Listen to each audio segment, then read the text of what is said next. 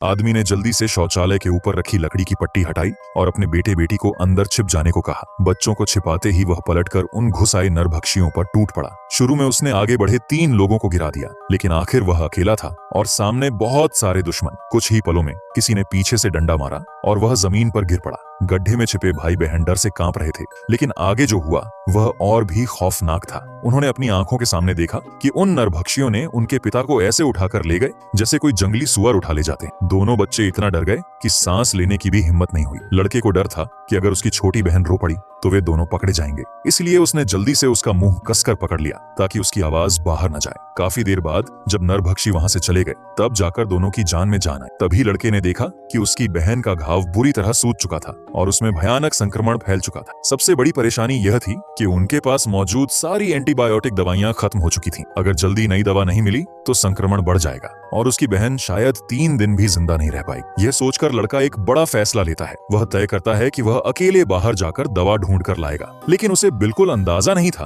कि उसका यह फैसला कितना खतरनाक साबित होने वाला है। यह सफर इतना जोखिम भरा था कि इसमें उसकी अपनी जान भी जा सकती थी। दरअसल कहानी एक भयानक आपदा के बाद की दुनिया से शुरू होती है। एक खतरनाक बीमारी पूरी दुनिया में फैल जाती है। मौसम बेहद खराब हो जाता है और फसलें उगनी बंद हो जाती हैं। धीरे धीरे सारी चीजें खत्म हो जाती हैं। भूख से पागल बचे हुए इंसान अपनी इंसानियत खो देते हैं और एक दूसरे को मारकर खाने लगते हैं। देखते ही देखते 10 साल गुजर जाते हैं। अब दुनिया की हर जमीन पर मौत का साया फैला हुआ है। पूरे ग्रह पर 1000 से भी कम इंसान जिंदा बचे हैं। कहानी का मुख्य किरदार एक साधारण लड़का है जो स्वभाव से थोड़ा डरपोक और कमजोर है। वह अपने पिता और छोटी बहन के साथ एक टूटी फूटी झोपड़ी में छिपकर किसी तरह जिंदगी काट रहा है। बहन की चोट शुरुआत में ज्यादा गंभीर नहीं थी, लेकिन इस बर्बाद दुनिया में न तो दवाइयां हैं और न ही घाव साफ करने के साधन। इस वजह से छोटा सा जख्म भी धीरे धीरे खराब होने लगा। अब हालत यह थी कि लड़की का शरीर तेज बुखार से तप रहा था। उसे सांस लेने में भी तकलीफ हो रही थी और उसका होश भी धीरे धीरे खोने लगा था। सबसे बड़ी परेशानी यह थी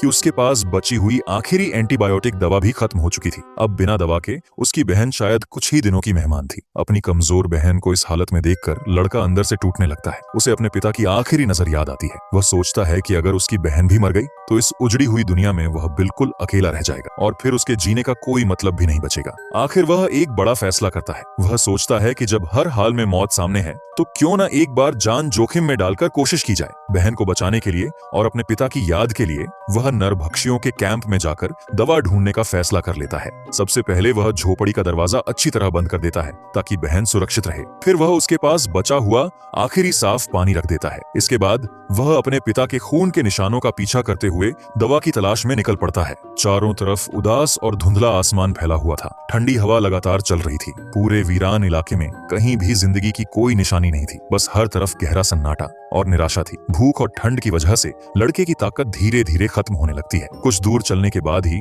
उसकी हालत इतनी खराब हो जाती है कि वह नदी के किनारे गिर पड़ता है। ठंड से उसका शरीर अकड़ जाता है और वह लगभग बेहोश होने लगता है। अब उसका पूरा शरीर नीला पड़ने लगा था। उसे तुरंत गर्म कपड़ों की जरूरत थी, नहीं तो वह शायद आगे का सफर पूरा ही नहीं कर पाएगा। उसे तुरंत ठंड से बचने के लिए कुछ कपड़ों की जरूरत थी, नहीं तो वह शायद नरभक्षियों के कैंप तक पहुंचने से पहले ही मर जाता। अब उसके पास सोचने का समय नहीं। वह सीधे पास के एक घर तक पहुंचा और जोर से दरवाजा लात मारकर खोल दिया। अंदर एक बूढ़ा आदमी लेटा हुआ था। लड़के ने बिना कुछ कहे उसके शरीर से गर्म कपड़े उतार लिए और पहन लिए। बूढ़ा आदमी उसे बस चुपचाप देखता रहा। उसकी आंखों में गहरा दुख और बेबसी साफ दिखाई दे रही थी। वह टूटी फूटी आवाज में एक सवाल पूछता है, लेकिन लड़के के पास उस सवाल का कोई जवाब नहीं, क्योंकि इस बर्बाद दुनिया में अब सिर्फ एक ही नियम बचा था। जिंदा रहने के लिए इंसान को हर हद पार करनी पड़ती है। हालांकि अंदर से उसे बूढ़े आदमी के लिए बहुत अफसोस महसूस हो रहा था, लेकिन उसकी बहन की जान उससे ज्यादा कीमती थी। वह किसी भी हालत में दवा लेकर लौटना चाहता था। गर्म कपड़े पहनने के बाद उसका शरीर धीरे धीरे गर्म होने लगा।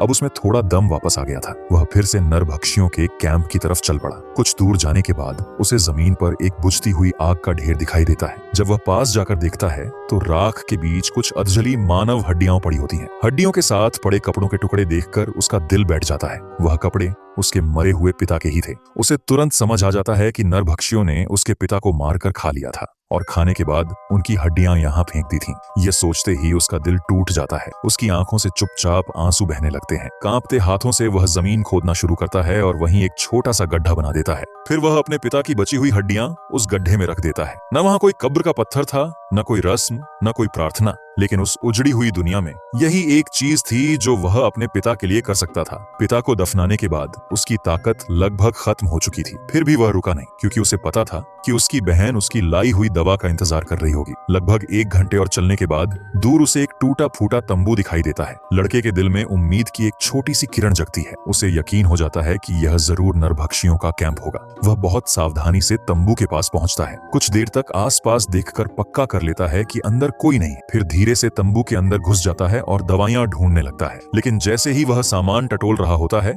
अचानक पीछे से एक औरत उस पर हमला कर देती है। काफी देर तक दोनों के बीच हाथापाई होती है और आखिरकार लड़का उस औरत को गिरा देता है। लेकिन वह अभी दवाइयां ढूंढ ही रहा था कि तभी नरभक्षियों का पूरा झुंड वापस कैंप में लौट आता है। लड़का तुरंत समझ जाता है कि अगर वे उसे देख लेंगे तो उसकी जान बचना मुश्किल है। वह जल्दी से उस औरत की लाश को घसीटकर कैंप के बाहर ले जाता है और खुद जमीन पर लेटकर छिपकर सब देखने लगता है। तभी उसे पता चलता है कि नरभक्षी एक छोटे लड़के को भी पकड़ कर लाए हैं। उसे देखकर साफ लग रहा था कि वह भी जल्द ही उनका शिकार बनने वाला है। लड़के का मन करता है कि वह उस बच्चे को बचा ले, लेकिन अकेले इतने सारे नरभक्षियों से लड़ना उसके बस की बात नहीं थी। वह इसी सोच में उलझा हुआ था कि तभी एक अनहोनी हो जाती है। नरभक्षियों में से एक को जमीन पर पड़ी कुल्हाड़ी दिखाई दे जाती है। यह वही कुल्हाड़ी थी जो औरत की लाश घसीटते समय लड़के के हाथ से गिर गई थी। अब हालत और भी खराब हो जाते हैं। कुल्हाड़ी देखते ही नरभक्षी समझ जाते हैं कि आसपास कोई छिपा हुआ है और वे तुरंत खोजबीन शुरू कर देते हैं। किस्मत से लड़का जिस जगह छिपा था वह थोड़ी नीची जमीन थी। वह जल्दी से सूखे पत्तों से औरत की लाश ढक देता है ताकि किसी को शक न हो। फिर मौका देखकर वह दूसरी तरफ से घूमकर चुपके से कैंप के अंदर घुस जाता है। धीरे धीरे वह उस छोटे लड़के के पास पहुंचता है और उसकी रस्सियां खोल देता है। जैसे ही वह बच्चा भागने लगता है, उसकी आवाज सुनकर पहरेदारों को शक हो जाता है और वे तुरंत उसके पीछे दौड़ पड़ते हैं। इसी मौके का फायदा उठाकर लड़का कैंप में इधर उधर देखने लगता है। तभी उसकी नजर एक ताले से बंद बक्से पर पड़ती है। उसे लगता है कि शायद दवाइयां उसी के अंदर होंगी। वह पूरी ताकत से बक्से को लात मारकर खोलने की कोशिश करता है, लेकिन ताला बहुत मजबूत था और खुलता ही नहीं। उधर बाहर खोज में गए नरभक्षी धीरे धीरे वापस लौटने लगते हैं। अब लड़के के पास छिपने के अलावा कोई रास्ता नहीं बचता। वह जल्दी से पास खड़ी एक पुरानी वैन के नीचे घुसकर छिप जाता है। काफी देर तक वह वहीं पड़ा रहता है और रात होने का इंतजार करता है। आखिर जब गहरी रात हो जाती है और सारे नरभक्षी सो जाते हैं, तब वह धीरे से बाहर निकलता है। चुपचाप रेंगते हुए वह उनके सरदार के पास पहुंचता है और उसके गले में लटकी चाबी निकाल लेता है। फिर वह उसी चाबी से बक्से का ताला खोलता है। जैसे ही बक्सा खुलता है, उसे अंदर वही चीज मिल जाती है जिसकी उसे सबसे ज्यादा जरूरत थी, एंटीबायोटिक दवाइयां। नरभक्षियों से बचने के लिए लड़के ने सबसे पहले उस वैन का दरवाजा बाहर से बंद कर दिया ताकि वे लोग तुरंत उसका पीछा न कर सकें। लेकिन भागते वक्त लड़के का पैर एक वायर से टकरा जाता है और सरदार की नींद खुल जाती है। इसके बाद वह दवाइयां लेकर पूरी ताकत से अपने ठिकाने की तरफ भागने लगा। सरदार और उसके नरभक्षी आदमी भी लड़के का पीछा करने लगते हैं। लड़का अपनी पूरी ताकत लगाकर भागता है, लेकिन उसका शरीर पूरी तरह थक चुका था और वह ज्यादा दूर नहीं भाग पाता है, जिस वजह से नरभक्षी उसे पकड़ लेते हैं। इधर लड़की जंगली कुत्तों की आवाज सुनकर उठ जाती है और अपने भाई को याद करने लगती है, क्योंकि काफी समय हो चुका था और अभी तक उसका भाई दवाइयां लेकर लौटा नहीं था। कुछ देर बाद जब लड़के की आंख खुलती है तो नरभक्षियों ने उसके हाथ पैरों को बांध रखा था। ऐसा लग रहा था मानो अब नरभक्षी उसे पकाकर खाने वाले हो। कुछ देर बाद लड़के को एक सीटी दिखाई दी और मौका देखकर उसने सीटी बजा दी, जिसकी आवाज सुनकर बहुत सारे जंगली कुत्ते उनकी तरफ आने लगते हैं। डर के मारे सरदार और उसके आदमी जंगली कुत्तों से अपनी जान बचाकर भागने लगते हैं और लड़का अपनी रस्सी काटकर एक पेड़ के पीछे छुप जाता है। इसके बाद लड़का अपने कपड़े पहनकर यहाँ से भगाने लगता है, लेकिन सरदार बहुत चालाक था। उसने अपने एक साथी को घायल कर दिया ताकि कुत्ते उसका शिकार कर ले और सभी फिर से लड़के के पीछे लग गए। लेकिन लड़का एक एक करके सरदार के सभी आदमियों को मार देता है। अब सिर्फ दोनों ही जिंदा बचे थे। लड़के ने तीर से सरदार पर हमला किया और तीर सीधा उसके पैर पर लगा, लेकिन तभी यहाँ पर फिर से जंगली कुत्ते आ जाते हैं। ये देखकर लड़का यहाँ से भागने लगता है, लेकिन सरदार के पैर में तीर लगने की वजह से वो जंगली कुत्तों का खाना बन जाता है। इसके बाद लड़का दवाइयां लेकर आखिर वो अपनी झोपड़ी तक पहुंच गया, लेकिन वहां पहुंचते ही उसके पैरों तले जमीन खिसक गई। उसकी बहन वहां नहीं थी। यह देखकर वह पूरी तरह टूट गया। उसे लगा कि शायद नरभक्षी उसे भी ढूंढ कर ले गए हैं। उस पल उसका दिल दर्द से भर गया और वह बिल्कुल निराश हो गया। तभी अचानक पीछे से किसी ने उसके कंधे पर हाथ रखा। वह घबराकर पलटा और सामने उसकी बहन खड़ी थी। उसे सही सलामत देखकर लड़के की जान में जान आ गई। इस सफर ने उसे पूरी तरह बदल दिया था और ये मूवी यहीं पर खत्म हो जाती है।